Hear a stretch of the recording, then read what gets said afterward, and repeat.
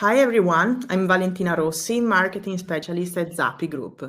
I would like to welcome you to this session. Please remember that this meeting is also being recorded and it will be available to watch on demand following this session.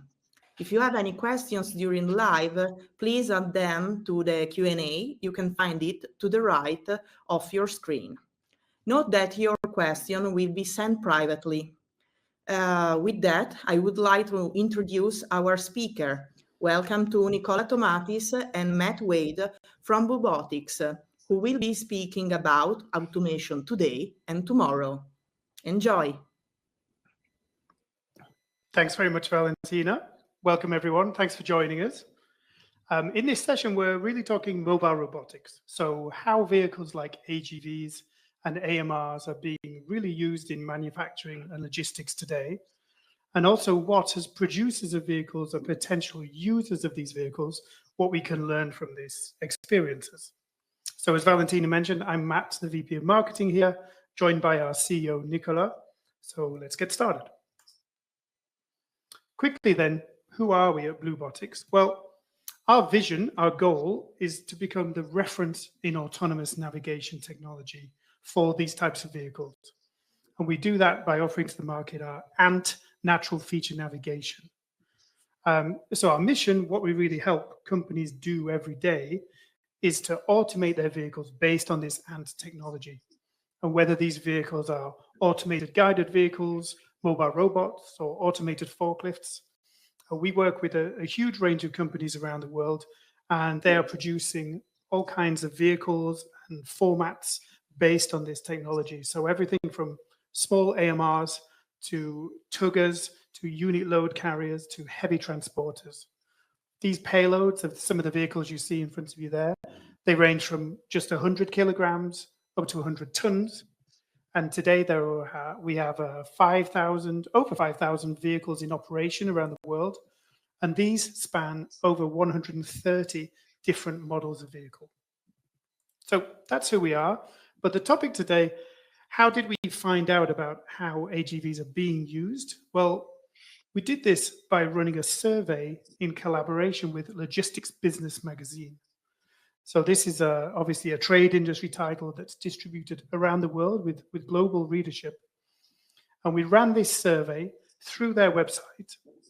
And basically we had almost 200 respondents. So that these are logistics professionals based around the world who were responding to our survey of roughly 25 questions. And with these results, we produced the report you see there in the top right of the screen, called Automated Vehicles in Material Handling. Now, this was carried out in 2022 at the end of the year. We published this last year, but our aim is for this to be an annual survey so that we can kind of follow the evolution of this technology at an end user level and start to see some trends over time. So who are these people? So we're speaking about readers of logistics business, meaning professionals working in logistics, distribution, and automation. So we did not limit them by location, or we didn't require them to work with certain types of automated vehicles or to be BlueBotics users or anything like that, just really the core readership. And now in terms of how they influence the buying within their companies of this type of technology, the largest group of them, 26%, are responsible for recommending suppliers of this type of vehicle. So they definitely have a direct influence on the purchase of AGVs and AMRs. Other respondents are involved in selecting these actual final models that companies invest in, or at least be involved in the evaluation of those. Now, there is some overlap between these categories. This was a multiple answers, multiple choice kind of question. So 21% of the people who answered really do more than one of these roles. But that gives you an idea. So these are not all very low-level kind of workers. Let's say that there's definitely some impact on companies' buying decisions, as you might expect from a magazine called Logistics Professional. So Some context to the research before we delve very deeply into the individual questions and the individual topics.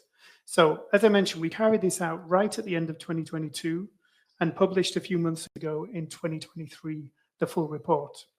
So at this time, the end of 2022, as you'll remember, people were dealing with a waning pandemic, just the end days of COVID, let's say, or the end days of that phase of COVID.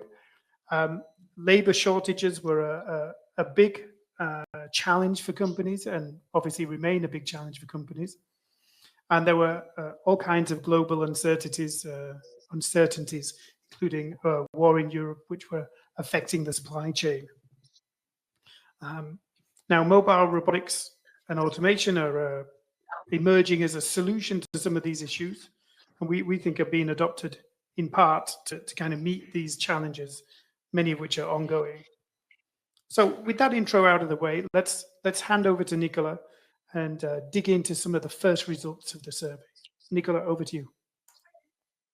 Thanks, Matt, for the introduction. So we start with the first question, which was basically, why did you buy and install automated vehicles, being these automatic guided vehicles or autonomous mobile robots? This was also a multiple choice, so that's why the sum is not 100%.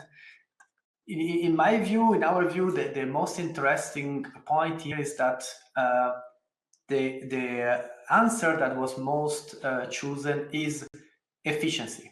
So the main reason to adopt vehicles for automated vehicles is to increase operational efficiency, which can be moved to 3-shift to have 24/7 or anything else, but really main goal is efficiency. And this is showing a trend that we are seeing in the last years. In the past, the goal was trying to cut the cost. Today, of course, increasing efficiency also improves the ratio between cost and value, but the key point is that you have to deliver more. So that's all what it's about. We have to deliver more.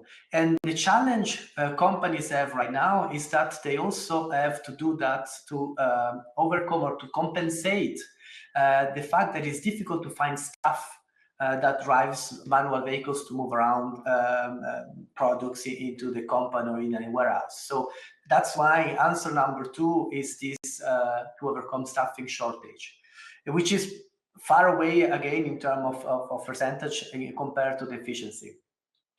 There is a third point that will come back in the discussion later on, which is about improving safety on site. And safety is about safety of humans, but also safety of the product, because accident can happen.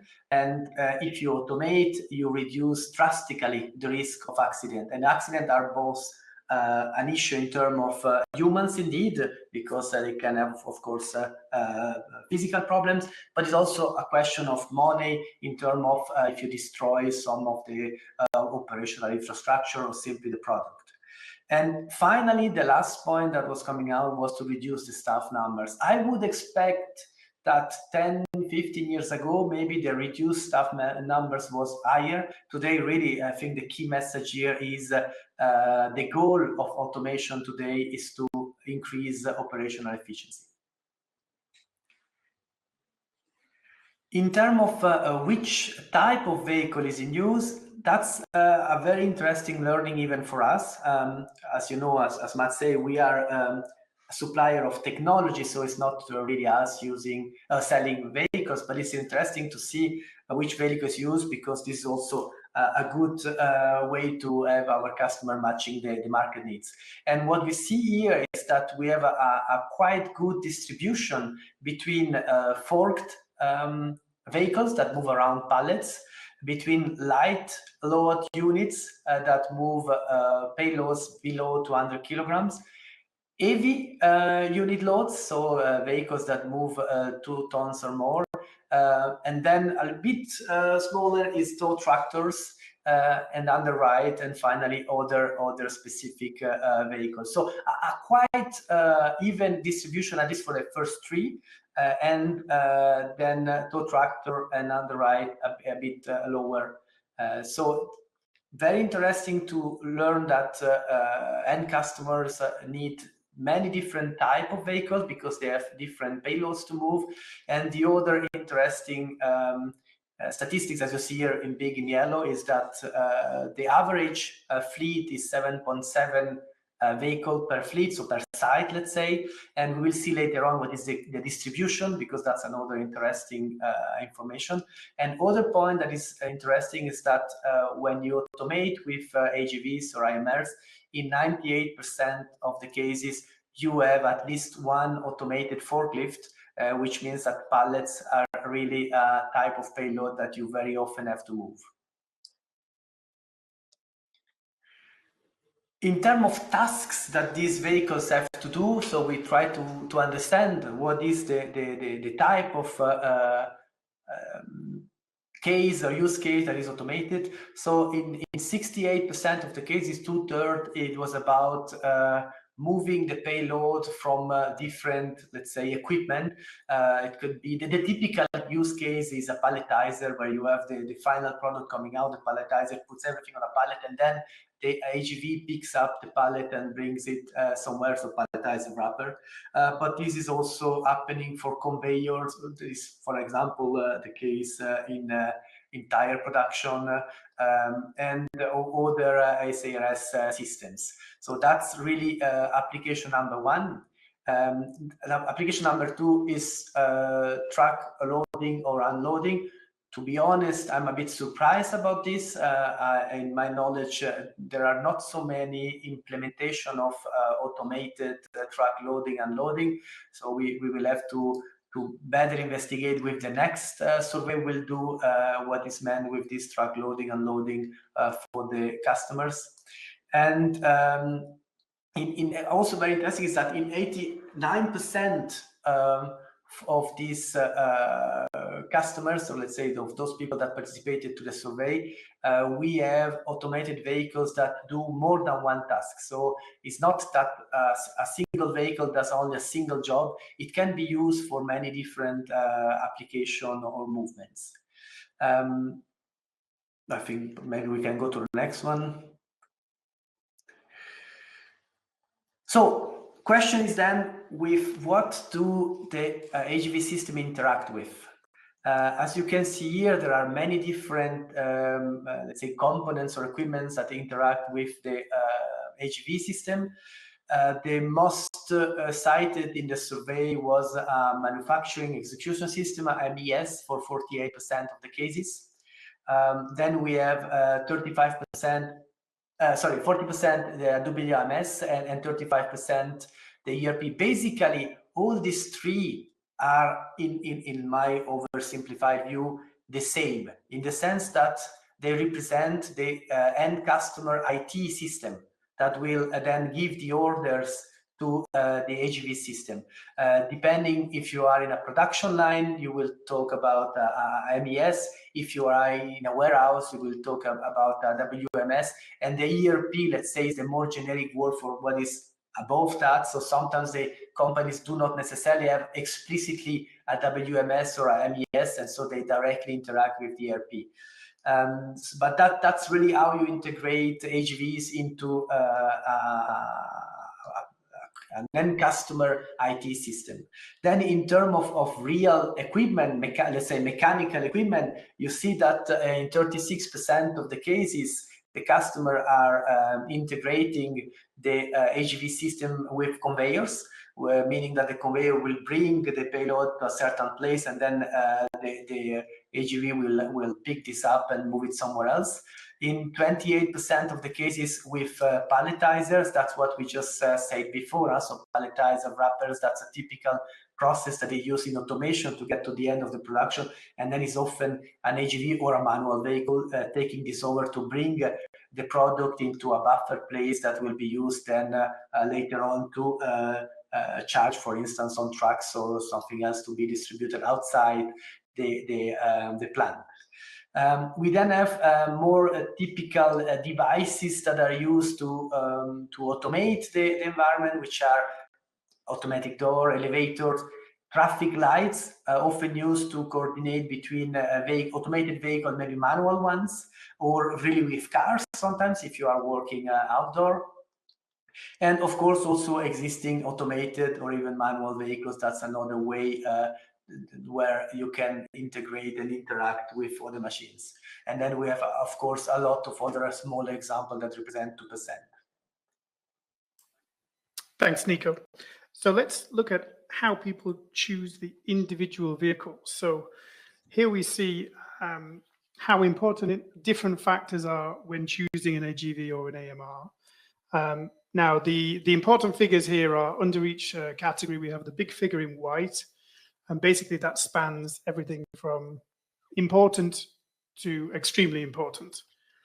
So here we see that more than 9 out of 10 of respondents say obviously, fairly obviously, a vehicle's payload capacity is really important. It just simply needs to be able to carry the payloads, the pallets, the loads that they have on site. That's fairly self-evident. The same number, though, just below that, ranked fleet operation as important. Now, this may mean a bunch of vehicles of the same brand, of the same type, just running together, doing the same task. Or it could mean a much more diverse, advanced type of fleet with different types of vehicles doing different things. At this stage in there, we don't know. But if we look just above and to the right, we have interoperability. So that means a vehicle being able to work alongside or synchronize with vehicles of another brand. And this slightly lower there, and something we would expect to slowly grow over time as this technology becomes more established and people grow their fleets by adding more vehicles. Let's see what else we have. As Nico mentioned, obviously WMS, MES compatibility is very important. We saw that in the last slide there. And equally within a lot of sites there on the far right, what we call hybrid functionality. So meaning an automated vehicle that can also be driven by a human. So typically we're talking about automated forklifts, where there's a capability of the two modes of operation, let's say.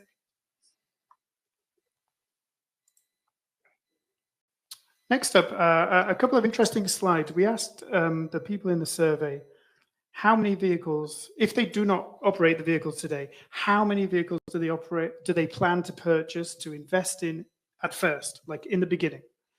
And what we found is that total 86% of users plan to begin their kind of automation journey with more than one vehicle, so buying 2 or more vehicles. And the biggest chunk of these users, like 58%, so 6 out of 10, plan to invest in between 3 and 5. This is a figure we will see cropping up more and more. And that kind of fits with our experience at BlueBotics and what we experience through our customers who put these vehicles into the market, which is that we'll see often companies look to start with a proof of concept where they automate one process, and then once that works, either to expand the number of AGVs used in that process or to move on to the next process. So that which one of those they do kind of depends on the size of the company and the size of their plant. But we'll see that kind of experience coming back into a couple of these. As for the vehicle types on the right-hand side, yeah, these are not what Nico talked about previously, which was what are being used, but this is people starting their automation journey. What do they plan to use? But similar to the previous slide, it's a very balanced mix. So we see end users really demanding a mix of models, which when you think about the people answering these questions, like logistics professionals across the world, that makes sense because they're really working across a range of industry sectors, which obviously have different applications and need different vehicles. Now, when it comes to these users extending their fleet in the future, what are they predicting? Well, 9 out of 10, 91% definitely plan to expand beyond that initial number, which is that usually that 3 to 5 vehicles. And this is expected to take place by most of those users within the next 2 years. So around somewhere between 0 and 24 months after the first batch of vehicles goes into operation, they imagine to expand that. And as I mentioned before, it's worth understanding this point that what we see is, depending on the company size, if they're a large plant, the first 3 to 5 vehicles, maybe that first small proof of concept, and then expanding out to cover that entire process, specific process with automated vehicles.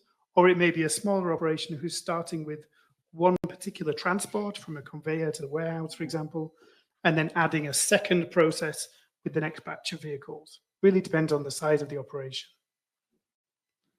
But if it's a smaller operation, what I will add is that when companies looking to expand their automation program to other processes, that's where things like interoperability, so multi-brand capabilities within one fleet, where that becomes more important.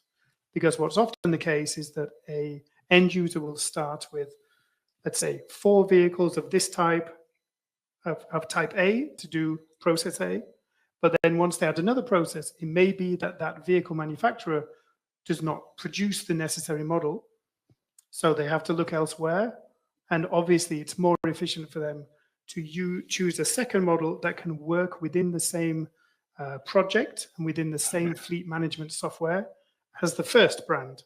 That obviously is much less hassle for them to manage, and also more streamlined in terms of the space that these AGVs use on their, their virtual routes around the site. Okay, and when people look to expand their fleets, how many vehicles will they look to expand by? And here we see this number of 3 to 5 vehicles coming back again. So similar to the first investments in AGVs, when on average, when most companies are coming back to then expand further, within that kind of 2-year sweet spot, it's roughly by the same number of vehicles on average. So that covers how many vehicles the firms are looking at investing in. But what about how these vehicles will move around? So what technology are they built upon? Now, Nico, that's over to you. And that's something I find personally really interesting. So here we have the different technologies that exist. So we have, I will completely go unsorted here and starting historically. So the first technology that's been used to automate vehicles 50 years ago was the inductive wire. Basically, you do a small hole on the floor, you put a cable where there is some current going in, and you have an antenna measuring that. So that's the inductive wire. Then came also the optical line, but also the magnetic tape that we see here. Later on, the QR codes. Then there was a big change in the beginning of the 90s with the laser triangulation, which is about putting a laser on top of a vehicle and putting a structure on the walls, kind of cylinders of reflective paper that allow to indeed measure this structure, measure 3 of these, let's say, structures to have a triangulation. Then again, historically, the next technology that went to market was what is called the natural navigation. It's a new revolution that happened, let's say, in the beginning of the year 2000s. And finally, a more vision-based solution that is kind of coming now to the market, but still competing with all the others. So in terms of which kind of technology is used by the end customer, it's interesting to see that there are some technologies that are, in terms of percentage, going a bit out of the market. I think they will still be there in the future, but they will be reduced. This is indeed inductive wire with 28%, magnetic tape 11%, QR codes 9%. Those technology, they are simple to understand. They are, however, quite heavy to install, to put in place, and they require quite some maintenance. So not very flexible. If you want to have an inductive wire installation, you cannot change your setup every 2 days. It will cost you too much. So these are technology that indeed are simple to understand and to work, but not very flexible. That's why the percentage is dropping. In the past, they were the key technologies. Then the first big revolution in terms of bringing flexibility to the market has been complete the laser triangulation, which still requires infrastructure because you have to put these big structures on the walls, but gives a bit more of flexibility. Indeed, if you need, for instance, to change of 20 centimeters your layout where the vehicle is moving, you don't need to redo a complete new mapping of the environment. You can do this quite easily. And today, 53% of the end customer, or let's say the reader of the business logistic magazine, have this kind of technology in their plans. But the clear leader right now is natural navigation, which is about using what is already available on the environment, let's say the shape of the environment, to do all the navigation. So the idea is that you will build up a map of the environment by using a measure of the shape of the environment, and you will then do navigation based on this map. And this is 70% today, so is the leader. It's a good question to ask. What about the future? In our knowledge, natural navigation still has a lot of time in front as being the leader. There are some camera computer vision solutions coming to the market now, but they represent only 20% of the readers of the magazine, and we don't really expect this to grow drastically in the next years. So we expect really natural navigation and laser triangulation to remain the leaders for the next year, as these 180 readers of the, or let's say participants of the survey are showing in these statistics.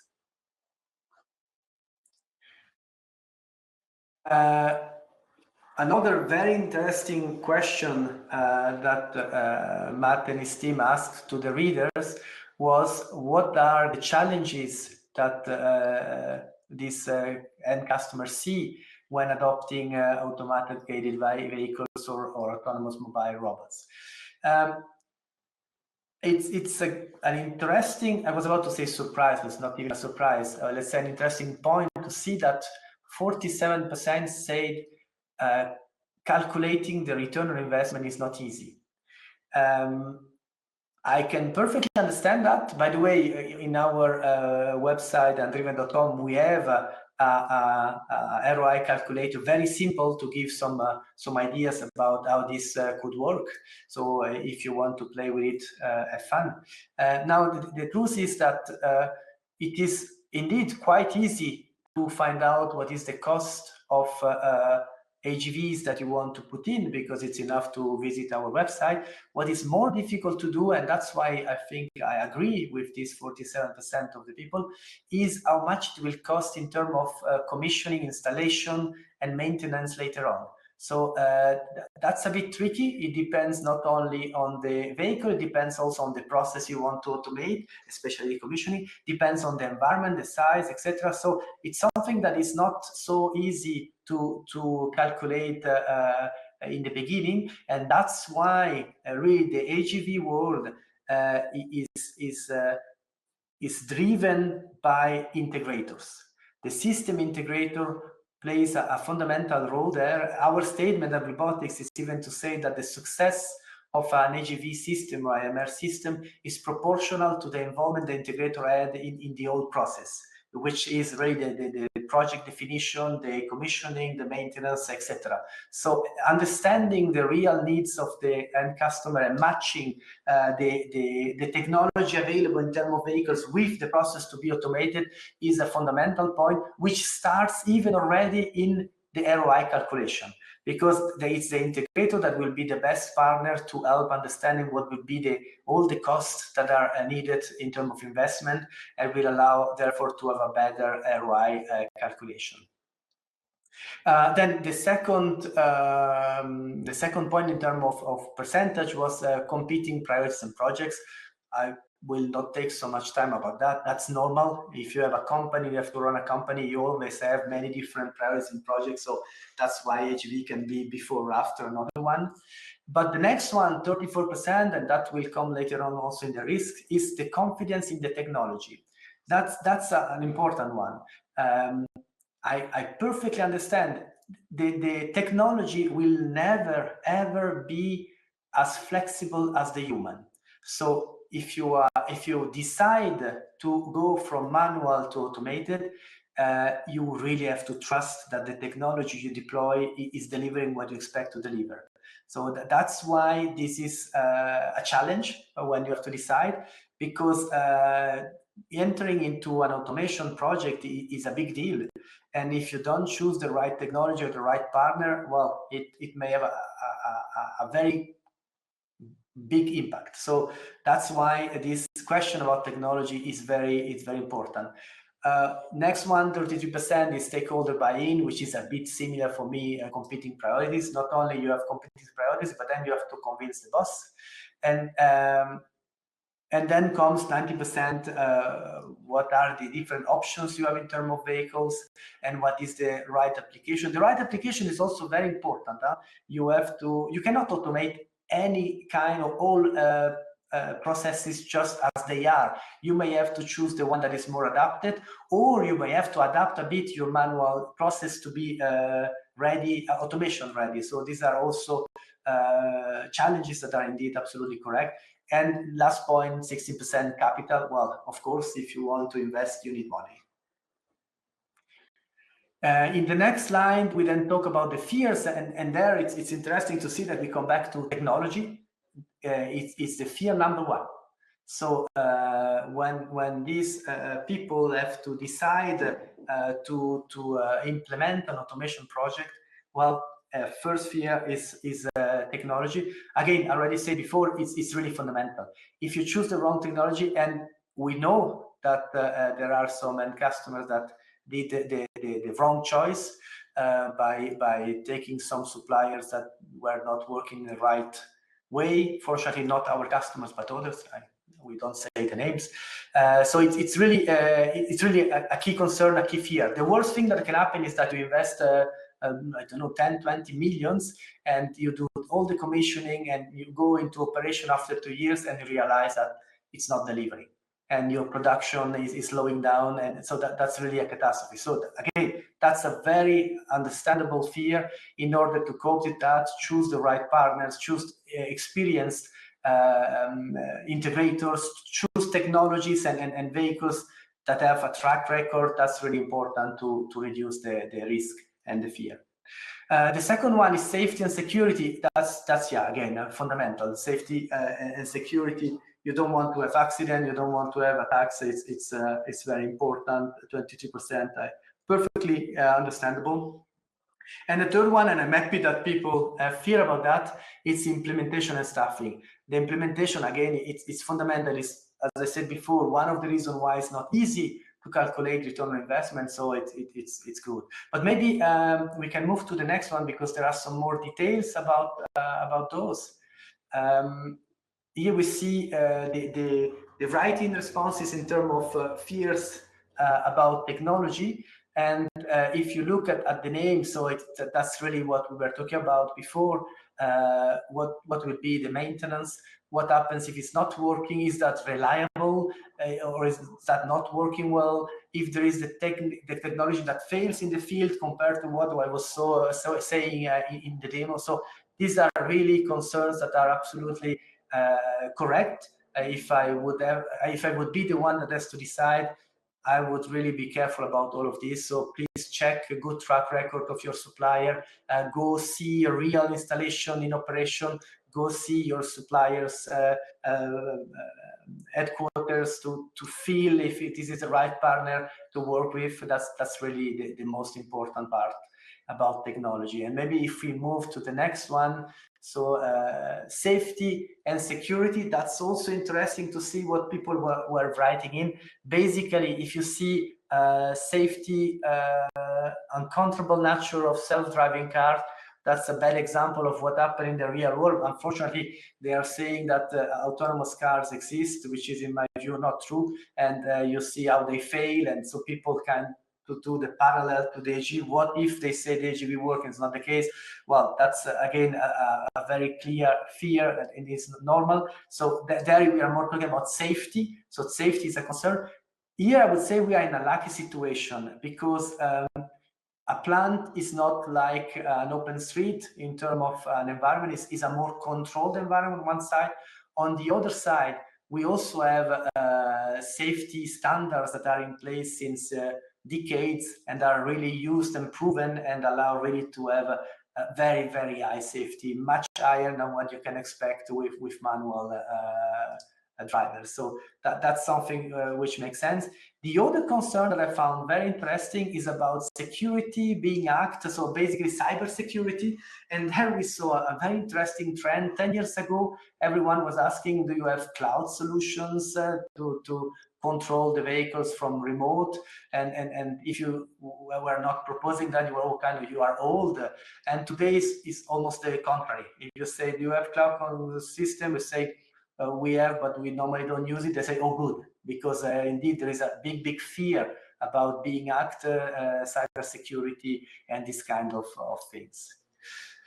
I would say that that's it for this one, and I think next one is you, Matt. Yes, perfect. Thank you, Nico. So these concerns about implementation and staffing. So for the 1 in 5 users who worries about how to implement and how to staff their AGV operation, what do they mean specifically by this? So we had several interesting responses. There's the question of who is the proper operator, so who's going to run the AGV project? Now, in our experience, this varies a lot. It could be the manager or the director of operations. It can, in some cases, be the IT boss. It could be a specific automation manager, an AGV manager, if it's a larger plant operation. But what we see across these, of course, the training is key. So this is where, as Nicola said, the integrator and the relationship with them really comes in. We also see here like slow delivery. And now it's not 100% clear what means there, what that means. But during COVID, we obviously had huge lead times for some technologies, and that this led to long lead times for the vehicles themselves. That was a big issue. It is getting a lot better now, but obviously that meant that going from purchasing to commissioning and installing those vehicles, that could be a frustratingly long time. What will also be affecting the speed of commissioning, as Nicola mentioned, is the technology that's inside the vehicles that's really driving those vehicles. So the type of navigation, that will very much determine how much time is needed for the planning and design of the AGV operation and to do things, whether it's putting tape on the floor or installing reflectors on the walls.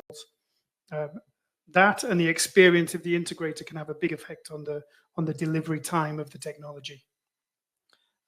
We have one there which says use case. So this is very much the integrator's role to help the end user, match the AGV technology with what the company needs and what they want to automate, and be realistic about, as Nicola said, which processes are ready for automation or may take some adapting and standardizing. And then we also see there one of the comments about laws and regulations. As Nicola also mentioned, in Europe and North America, these safety regulations for mobile robots and AGVs are key. They're in place for many years.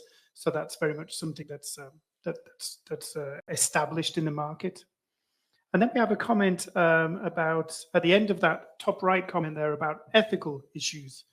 Now, we weren't quite sure what that meant, honestly, but if that was a reference potentially to robots replacing jobs, we could see from the previous question that replacing humans and just getting rid of those jobs is really not a main driver of AGV adoption today. We kind of learned that from the market previously, and this survey kind of confirmed that really for us. What we see in the vast majority of cases is that end users are adopting this technology and then really putting people like forklift drivers to work in other roles, are really making them most of that human potential and giving them more value-added kind of work. Now, as for the two final categories in this AGV fears section, we see competition in there. But at the same time, we see that very much as a driver, as a motivation to automate in the companies. They tell us they're doing that to remain competitive in the industry. We see fuel and energy crisis. That's obviously something that's ongoing and probably will be for a while. Although we would make the point that AGVs, in terms of energy use, are more efficient than human-driven vehicles, and we see that from the market.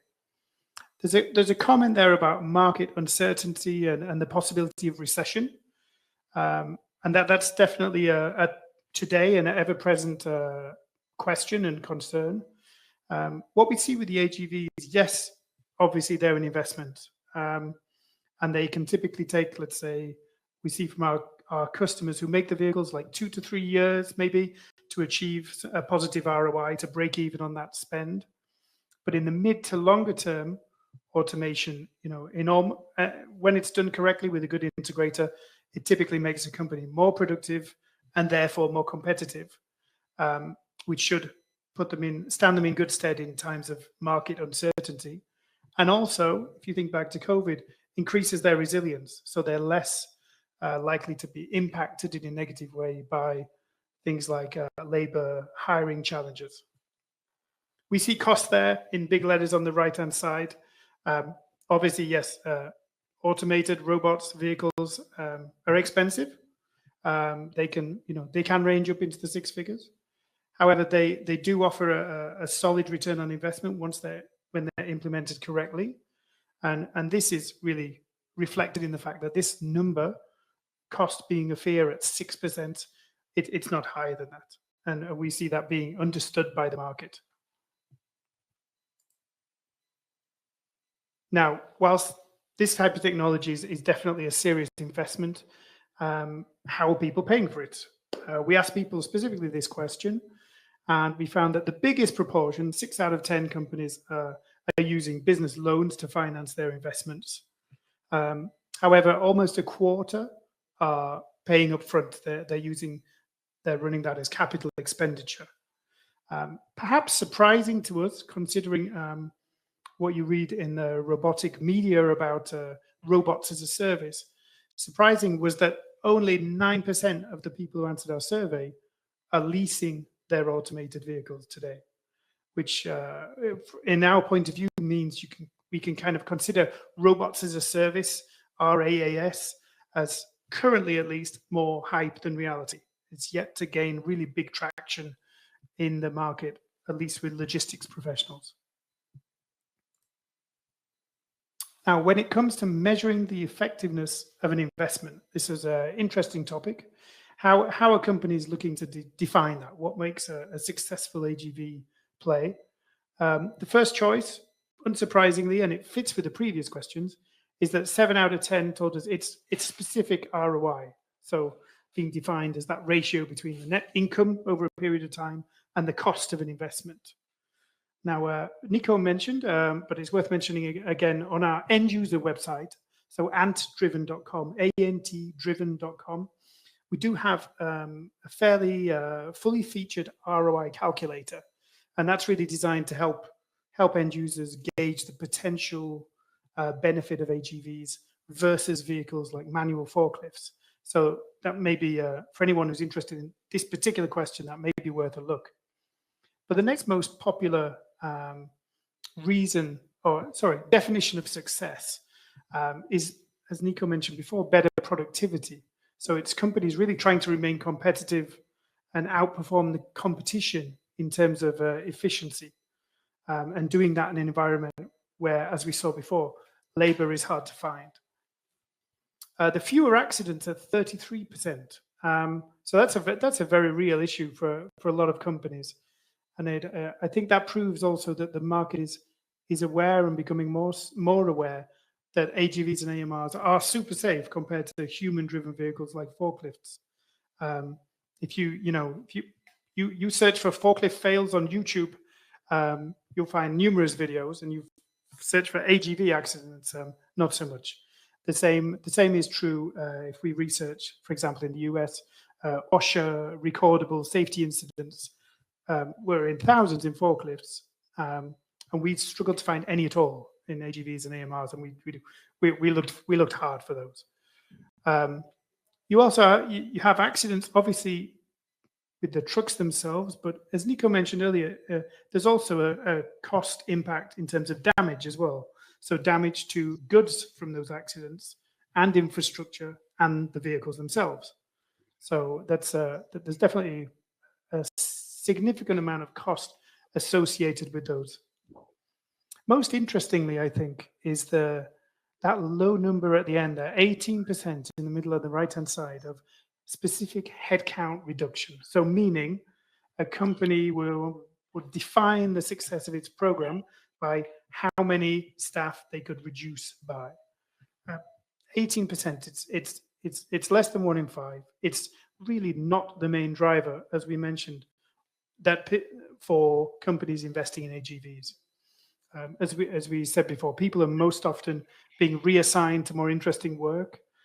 And in terms of acceptance of AGVs by those employees, what we've seen from our customers and the end users in our ecosystem is that, as a tip, like the earlier that staff are involved in the process and given the chance to give input into the process and explain what the processes are and how they can be improved, and the more they're incorporated into that, the higher the acceptance rate of the actual robots once they arrive on site.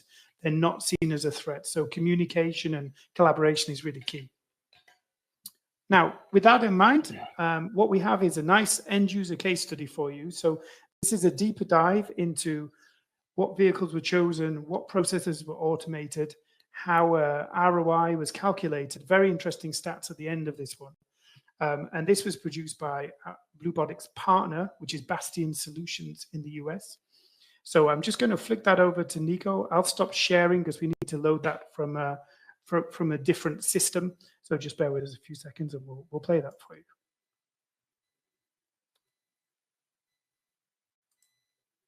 Okay, Nico. I stopped sharing, so we'll pop that on. Thank you.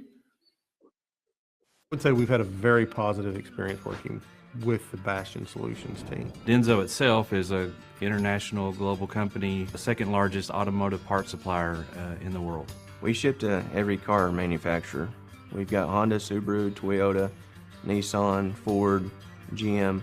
In our warehousing area, we were facing a couple of different issues. One being safety for our associates driving vehicles inside the facility. Also, we were trying to improve the speed of our process so that we could eliminate overtime. We had a lot of turnover with people coming in, trying to drive these tuggers, and we were really just having a lot of trouble keeping people in the plant and doing the jobs that we needed them to do. We were looking out for a partner in the market who could work with us and help us determine what's the best solution to overcome those challenges. Kevin Lewis works for Toyota Material Handling in Knoxville, Tennessee. He was a connection between DENSO and Bastion Solutions to come up with the AGV project. I was down here at DENSO for a Bastion mold install. We were talking with the DENSO folks about, hey, are y'all still interested in the AGV tuggers? Which they were. It made sense for DENSO to look heavily into AGVs, and these units are going to show up every day. They're going to go to work every day. So we talked to them about a demo. We called it a trial, which is where we brought the technology in. We didn't commit to full purchase. We were allowed to try it for a couple of months. The biggest asset that helped us was doing the demo at their facility. You know, once we brought it in, saw how quickly we could install it and how well it worked for those couple of months, then it was more of a kind of a no-brainer of, okay, move forward. TMH and Kevin Lewis played the role of providing the base vehicles, providing all the support, vehicle support. Quality and safety are given in the industry anymore. So we find our heaviest pallets that we're ever going to have when we load them on there. And then we send it at full speed. We have a paddle that we've attached to every single vehicle just for ease of access, and associates can grab that paddle at any point in time, stick it in front of any sensor to make sure that it is functional. You know, on DENSO's side, we've not had a lot of automation in the warehouse. So it's new for all of us, and most people feared for their job. So Bastions has provided an easy way for us where we did not lose any jobs. We allocated those jobs in other areas where they were needed. 33% transfer of our associate manpower over to better jobs for people to be doing, as well as a 48% reduction in the number of defects in the process. Bastion did everything from the routing to installing Liaison and running the routes, programming everything. The Liaison software is a software developed internally by Bastion Solutions that externally talks to all different types of PLCs and garage doors throughout many facilities. For this Toyota Tugger system specifically, the pallets will come in to our warehouse area. It's then pulled off the shelves, placed onto the trailers that are attached to the tugger. At that point, the associate will work with the tablet software to choose the exact location that it needs to go to.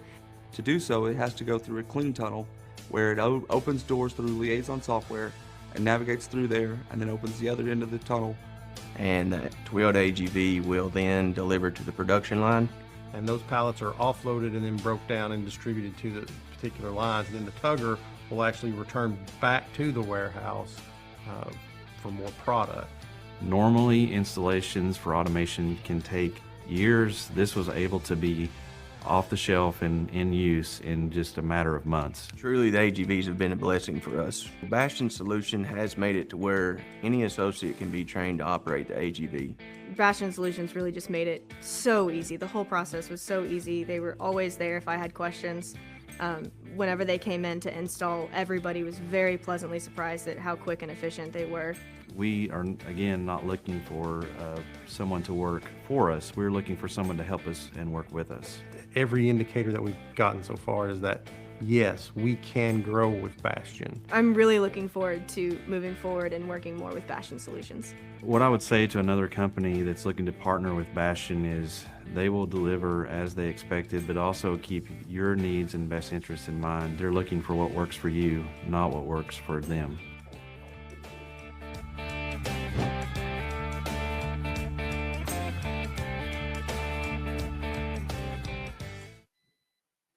Great. Okay, well, I hope you found that one interesting. We just have a couple more slides and then we'll squeeze in some Q&A here. So we've looked at how people choose vehicles, which vehicles they choose, what they work with, what they interact with, and fears that people have, and challenges and ROI. But Nico, now let's look a little bit ahead with these learnings in mind and what we've learned about the industry over the last 2 decades. Let's look at where we see this market and AGV adoption growing.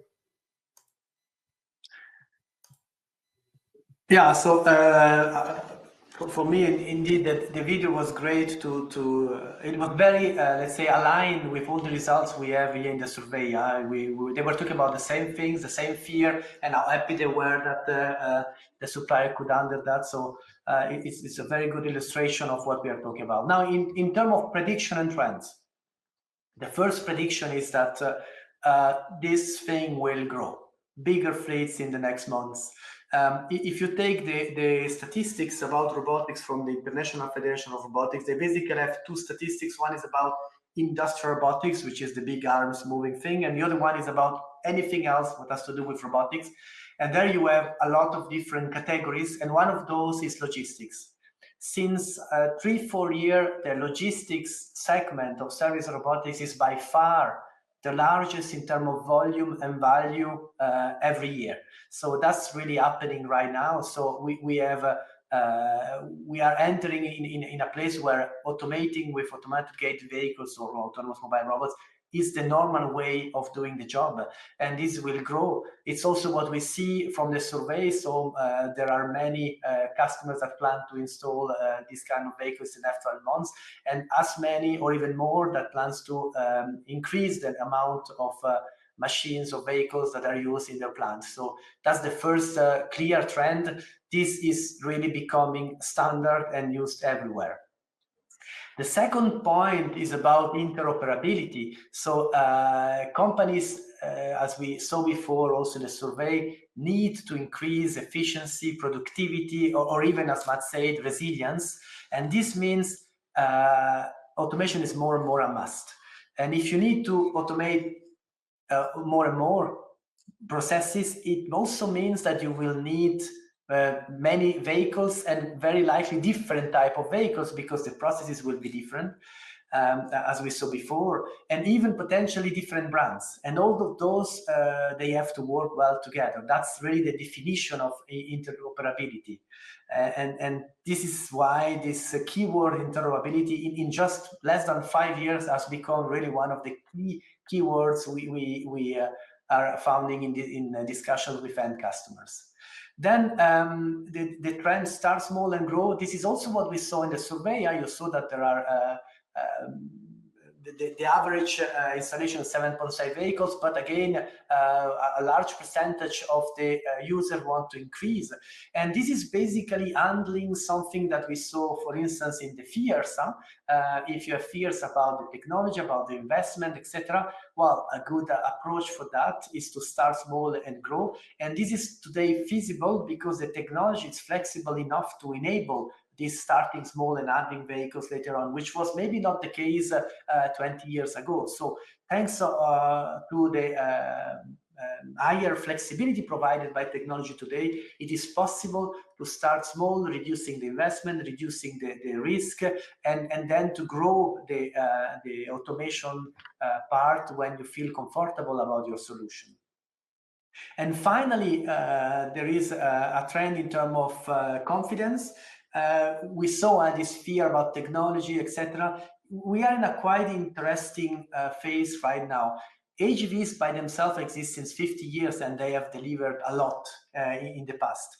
But in the last 10 years, about 10, 15, what happened is that automation, and especially with this autonomous mobile robot keyword, automation got more and more attention, creating, I would say, a lot of hype also. And this resulted in everyone jumping into this, having many new companies in innovation, etc., that are coming to the market. And compared to the past, probably with solutions that were not as proven as let's say, the good old AGVs. Now, again, innovation is a must, and we saw also in terms of technology is a trend.